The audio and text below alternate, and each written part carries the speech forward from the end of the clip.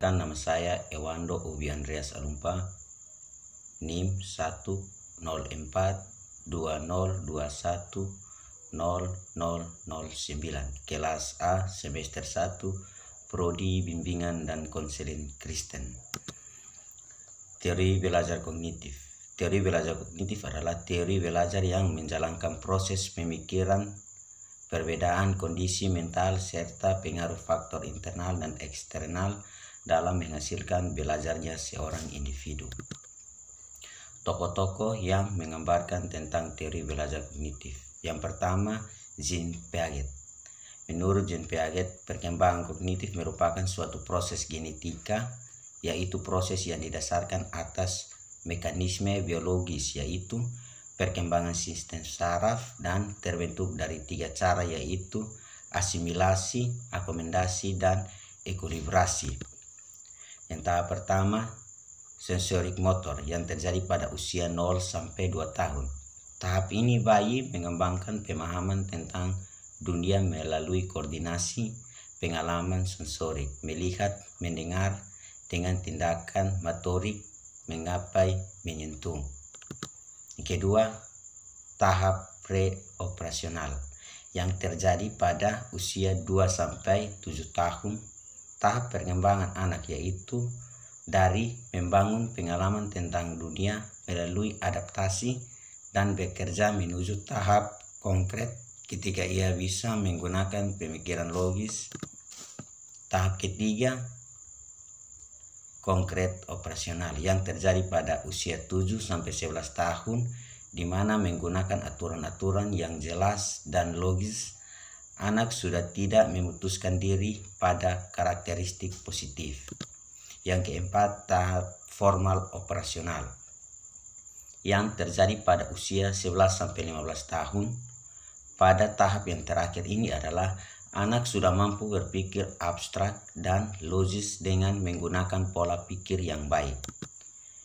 Yang kedua, Jerome Brunet. Brunet menenangkan bahwa proses belajar akan berjalan dengan baik dan kreatif jika guru memberikan kesempatan kepada siswa untuk menemukan suatu konsep, teori, aturan yang pemahaman melalui contoh-contoh yang ia jumpai dalam kehidupan. Brunet meyakini bahwa pembelajaran tersebut bisa muncul dalam 3 cara atau bisa muncul dalam 3 cara bentuk, yaitu ekognitif, ikonik, dan simbolik.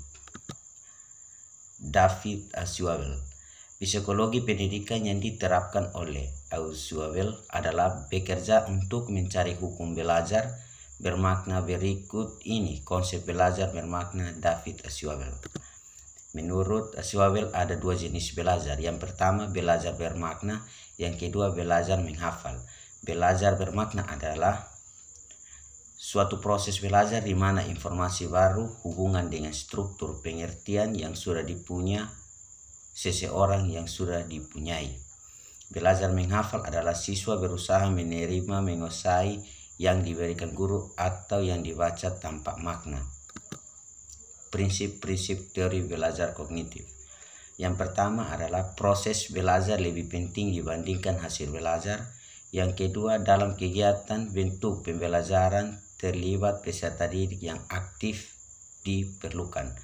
3. Berpusat pada cara peserta didik meningkat memperoleh kembali dan menerima informasi dalam ingatannya. 4. Materi pembelajaran dipisah-pisahkan menjadi komponen-komponen kecil yang harus mempelajarinya.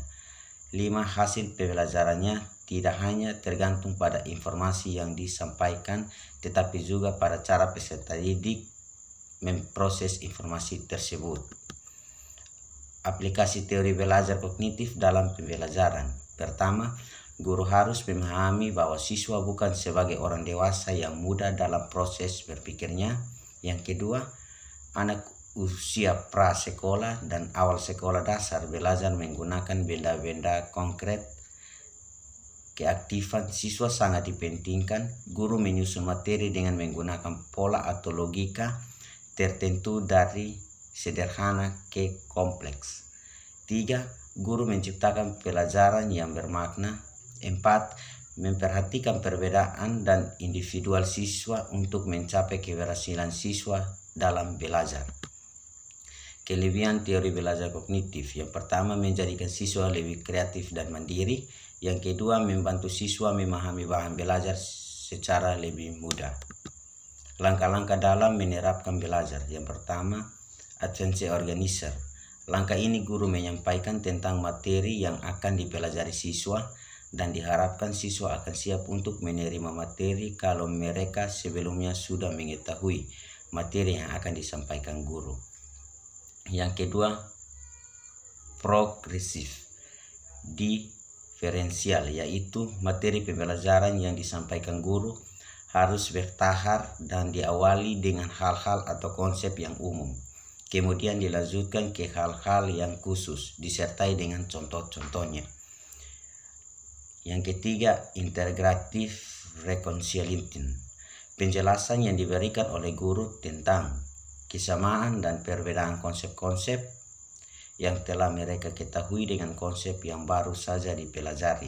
Keempat, consolidation, pemantapan materi dalam bentuk menghindarkan lebih banyak contoh atau latihan sehingga siswa bisa lebih paham dan selanjutnya siap menerima materi baru.